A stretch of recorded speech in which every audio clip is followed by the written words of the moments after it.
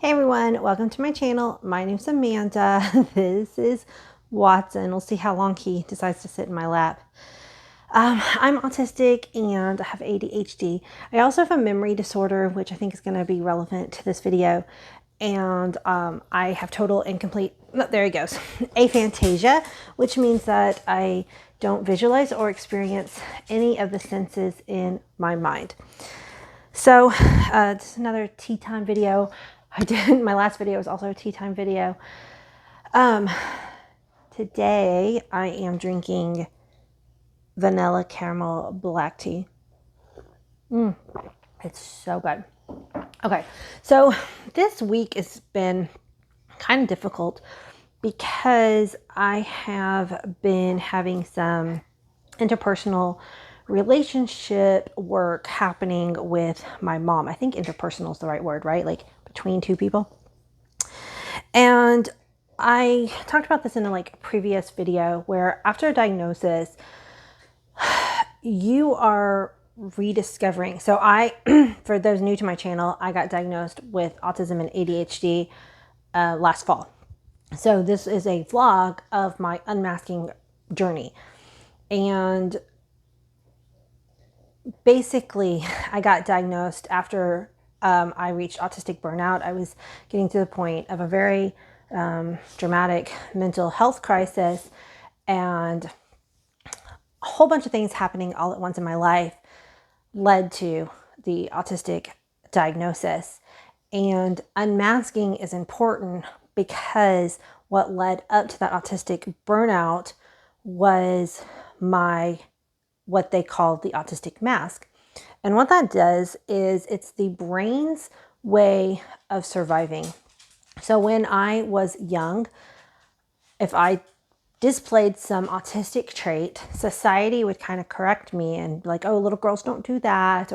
And I do say little girls because society, especially when I was a girl, did treat girls and boys differently. And boys were, oh, boys will be boys, but girls were demure and, expected to act a certain way. So over time, the mask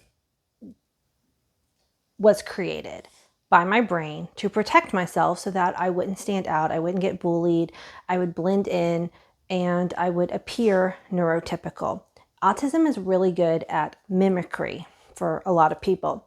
So I mimicked things that I saw on TV, other people, friends that I looked up to, and that is what my personality became. And it wasn't true to who I would have been if I had been able to be diagnosed, lean into my autistic traits, and just kind of be natural to who I am without the survival techniques that my brain did.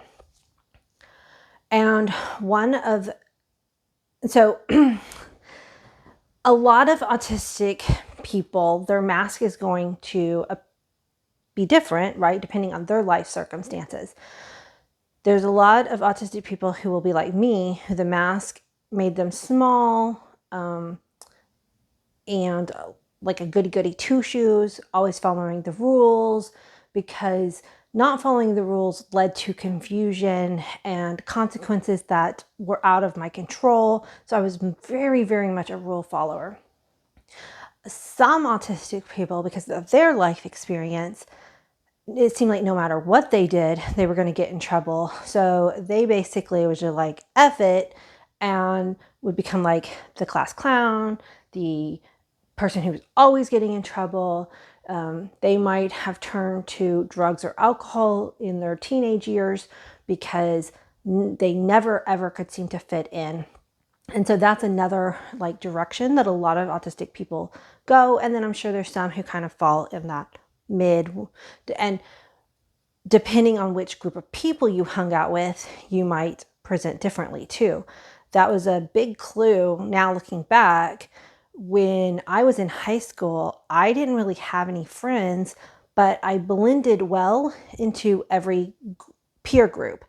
Because back then I don't know how it is today in high school, but back then there was definitely the country kids. I grew up in Texas, so the kids who loved country music and rodeos and stuff. And then there was the band kids, and there were the like nerdy kids, which was different than the band kids somehow. Like it's more like math chess nerds. Then there was the drama club, and I knew people from each group, and I could sit pretty much with everyone at lunch and be part of the group, but I was never actually part of the group. And that was the thing that really was the struggle for me growing up, because I always felt like an outsider looking in. I never understood, because I got along well with everybody, but still felt like nobody, because I wasn't authentically being me. I didn't know it, of course, but I wasn't. And because of that, I was just mimicking the people around me. So this continued on. And when I got married, I again falling into that like good girl persona, and I was a housewife, and so I took on the role of the perfect housewife, and then I became a mother, and I took on the role of like what you would see in magazines and TV of like all the things a perfect mom would do. And because again undiagnosed, my autistic literal brain would read articles, and I would internalize the recommendations and the information as like the truth. So I never gave myself any leeway to do anything other than the absolute perfect. So when I was raising my kids, like one example, I decided I was going to make homemade baby food for them. Well, that isn't from my black and white literal thinking. That meant I made all of their baby food from scratch, 100%. They never ever ate jarred baby food. Now, looking back, I'm like, sometimes there can be a blend. There can be times where a mom's like, hey, I'd like to make homemade baby food, but like if I'm traveling, or like this week it's Christmas and things are too stressful, let's just put some jarred food in front of the kids. There was never any space in my head to have any kind of leeway. So I would push and push and push myself to exhaustion. And nobody knew this. My husband could see it, but he didn't understand it because I was undiagnosed, and he would like, you're too hard on yourself. Like that was, he didn't understand why I was doing all these things. I didn't understand. I just knew that I was trying to do all the things I was supposed to do. Well, now that I'm unmasking, obviously my personality is changing, because who I wasn't realistic. It was a caricature of a perfect person that literally could not exist in the world without a mental breakdown, because nobody can be perfect. And I managed it for like 40 years before the facade started to crumble. I, at that time, also thought maybe it was an early midlife crisis. But at that point, it was just the pressures I was putting on myself had come to a head, and I could not keep up anymore. And also at the time, my teenagers were also struggling. And that's when we realized all three of us were autistic ADHD, and one who has OCD also. So this week, I have been chatting with my mom about boundaries. So my mom is giving me permission to talk about her on this channel. I like to respect the privacy of the people in my life, but she did say, I can talk about her on the channel. And she also was undiagnosed autistic. I got my diagnosis and I started reading and sending her information, both of us and my sister, who's also autistic, realized, oh my gosh, this whole time, my mom has been autistic. So my mom also raised undiagnosed autistic kids back before there was any clue about autism. My sister was diagnosed ADHD as a child, but neither one of us were diagnosed autistic. So my mom is also, unmasking. In a way, she started unmasking way before her diagnosis. Again, same thing. She sort of hit a mental crisis and hers actually came with a physical, she got really bad pneumonia. That was very life-threatening, and that physical thing kind of broke down her mask, and she no longer could keep up the lifestyle that she had previous to that pneumonia. Even after she had mostly healed, that pneumonia left lifelong problems. But even though when she mostly healed, she's never quite been the same. And now looking back, we realize that it is due to her autistic burnout, basically left regression of skills, which I have a video on skill regression after a burnout. I have a couple videos on it. So okay, so I'm trying to sort my thoughts out. Tea time. I went heavy with the cream today. It's so good. I don't usually put that much cream in it. So one thing, because of my people pleasing, because I was always trying, I'm an extroverted autistic person. So because of that, I always wanted a lot of friends. So that led to me be a people pleaser, because anytime anybody would give me any sort of attention or affection, then that, felt good. And I didn't know, I got really lucky. So a lot of autistic people who fall into the path that I do fall into abusive relationships and get taken advantage of. I got really lucky with the people that ended up in my life to not be in a relationship that I really got super taken advantage of at any given point that I'm aware of. And I say what I'm aware of because, like I said, I do have a memory disorder, and there are a lot of things that I don't remember about my life. And as I'm unmasking, the further I go into my unmasking process, because of my memory disorder, I don't even remember how or who I was before. Like, I know I did stuff because I still have semantic knowledge of, which means like facts about my life.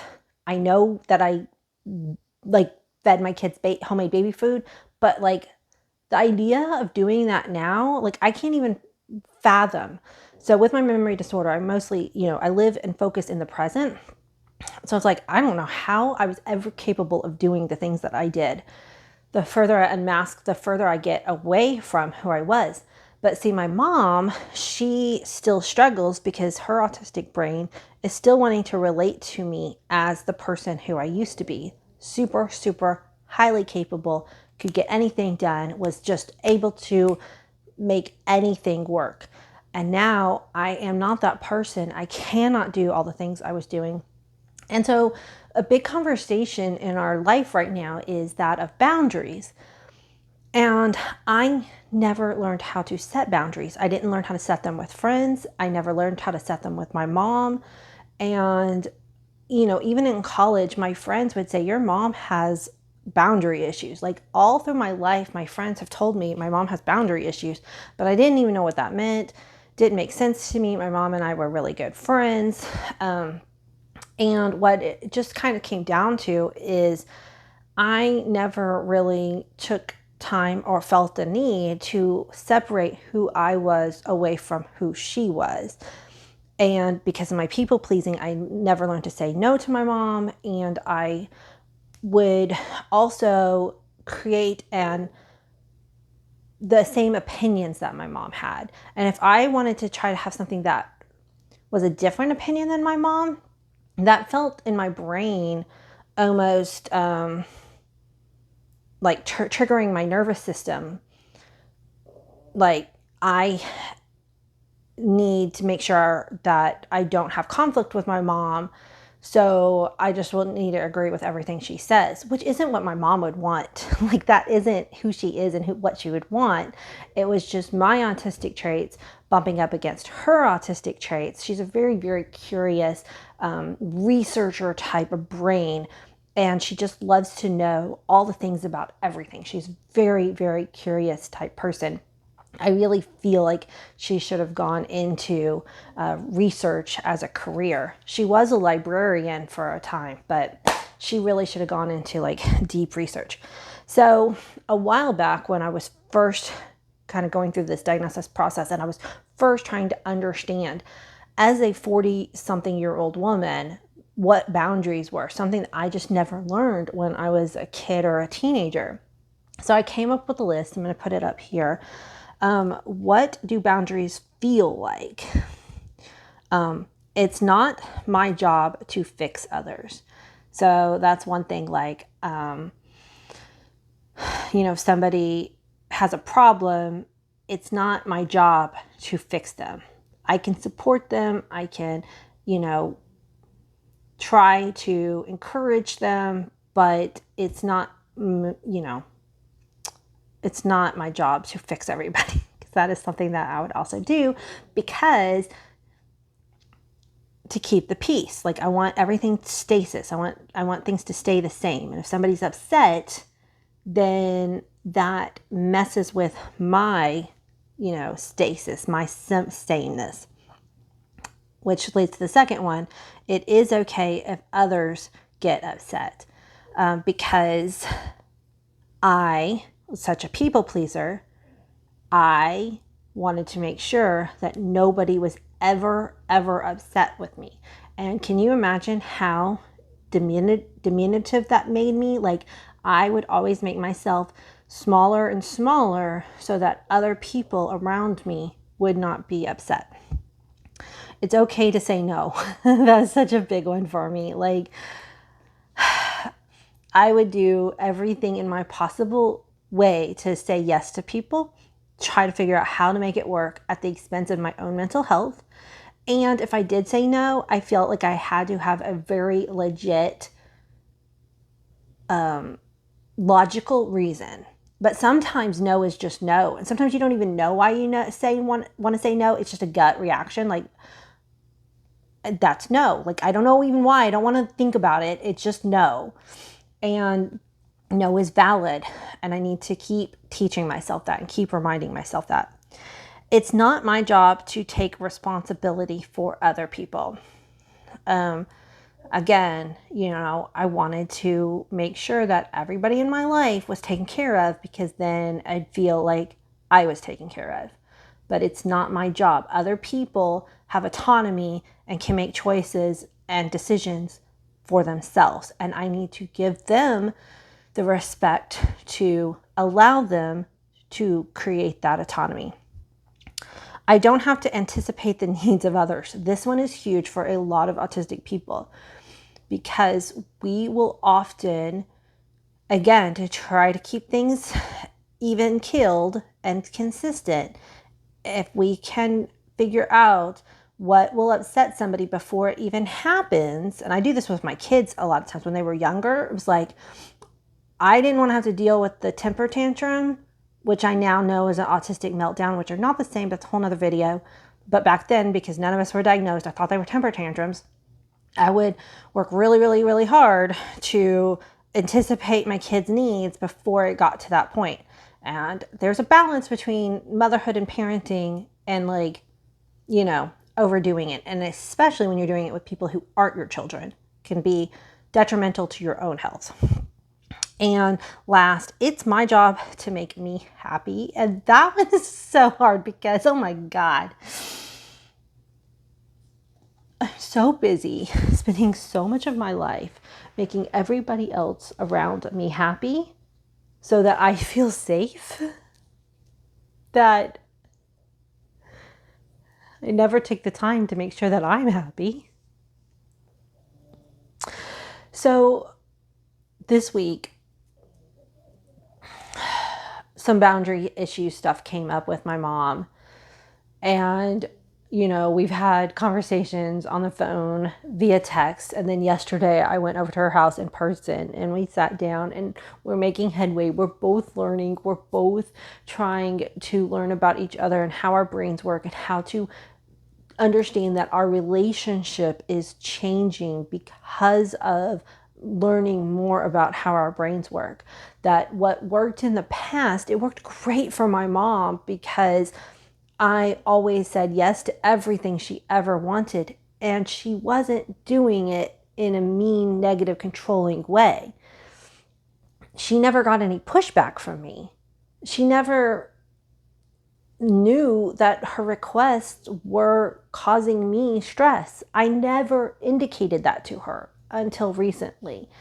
So our relationship dynamic is having to change, and it can be rough on so many families and friendships who are dealing with this. And this is with two autistic people who are learning about their autism at the same time. But like if you're an autistic person and your friend is neurotypical and you are all of a sudden changing and you are learning how to accommodate your needs and you're learning how to speak up for yourself and not always people please, or if you were a party person because of it as a mask, not because you actually wanted to go to parties, and you start to say no to your friends more, like, hey, I really don't want to go to that loud bar tonight. And they're like, hey, man, you're not cool anymore. And you're like, yeah, it was too much. It's too overwhelming. The next day I spend on the couch. I can't do that. So as people are unmasking, their friends are going to push back because even a neurotypical person wants things to stay the same, relationships to not change, but relationships that are healthy can grow together. And it just takes like that really uncomfortable communication because, I think so highly of my mom and I don't want her life to be difficult. I want it to be easy, but I know for my mental health, I have to, approach our relationship and say newly, like, hey, this is something that we have to work on and it's not going to look like how it did in the past. And, this isn't all very easy to share, but I think it's an important video because it is something that so many of us are going to be struggling with because of how drastic unmasking can make us, because our masks were so vital to how we presented in the world. And if we are unmasking, we are literally going to be so different. And so I know some of y'all are out there doing this and going through this, and you're not alone. It takes communication. It might take therapy if you have access to therapy. It takes support of other friends and other neurodivergent people in your community, getting on message boards and saying, hey, I'm having this communication breakdown. Can you help me see it from another angle? That kind of thing. One more sip of tea, guys, and then I'm going to edit this video and get it up. Thank you so much for supporting this channel. I've said it before and I said it again. I'm very passionate about advocating for autism and disability. And the more you interact with my content, the more the message about autism awareness and acceptance can spread, because I need your help to elevate my voice. And I am not the only voice for autism. There are so many amazing autistic content creators out there, but the more voices that get heard, the more our message and the more we will be accepted in society. Thank you guys. Bye.